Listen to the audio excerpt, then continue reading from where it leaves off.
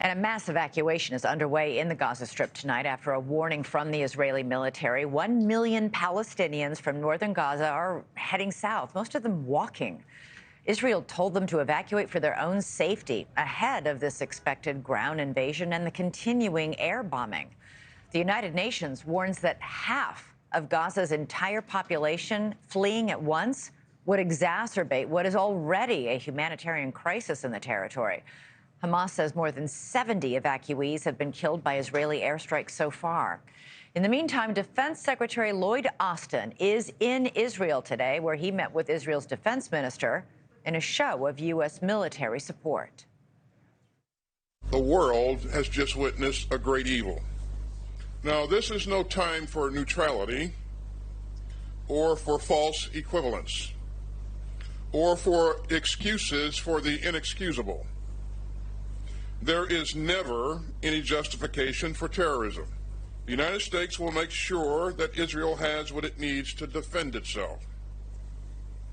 And Israel has a right to protect its people.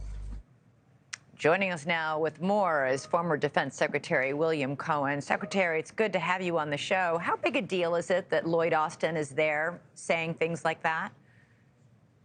I think it's a very big deal. Not only have we sent an aircraft carrier and battle group into the region, but to have the Secretary of Defense stand there and say, we are with you, Israel. We'll give you whatever you need, and we will hold others accountable for that. We will send a message out to all the other countries in the region.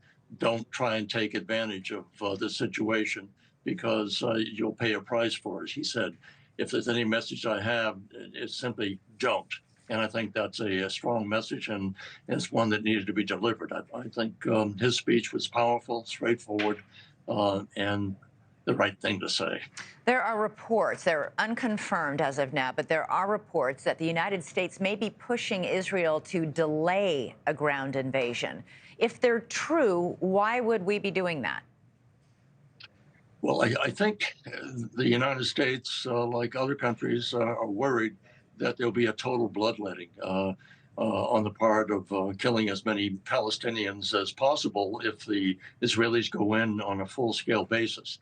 I don't think anyone wants to see that. I don't think the Israelis want to see that. So they're advocating that we support Israel to the fullest, but also make sure you have a foot that's not only on the accelerator, but also on the brake as well, to try and balance the need for Israel to eradicate as best they can the leadership of Hamas, at the same time not engage in wholesale killing of innocent people. And by those, I mean those who are simply Palestinian people who are under the control, as such, of Hamas.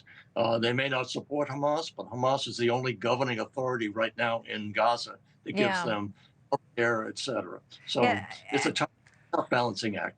We're seeing Secretary of State Antony Blinken traveling the region, trying to do everything he can to keep this war from spreading. But you got to wonder if these reports are true and the U.S. is cautioning maybe delay this for a bit to Israel. It has to be from the sense that images of lots and lots of Palestinian civilians being killed is going to inflame the Arab world. It is going to make it harder for Secretary Blinken to say, please don't get involved in this conflict to other Arab countries? Oh, I think it will, absolutely. And I think that's what the United States is worried about in terms of, you mentioned before, social media posts, many of them true, but many of them false as well. And I think this has the capacity to inflame all of the countries in the region, which is why this could spring or spread into a regional conflict overnight. And so what the administration wants is for Israel to go after Hamas, as it should, to defend itself, and at the same time take care you don't kill thousands of innocent civilians, because that will serve to undermine your being a victim of a horrible attack by terrorists, and then will be charged with being the villain. And they're not. What the administration is concerned about. I think the Israelis are too. Thanks so much for watching. Go to joinnn.com to find NewsNation on your television provider. And don't forget to click the red subscribe button below to get more of NewsNation's fact-driven, unbiased coverage.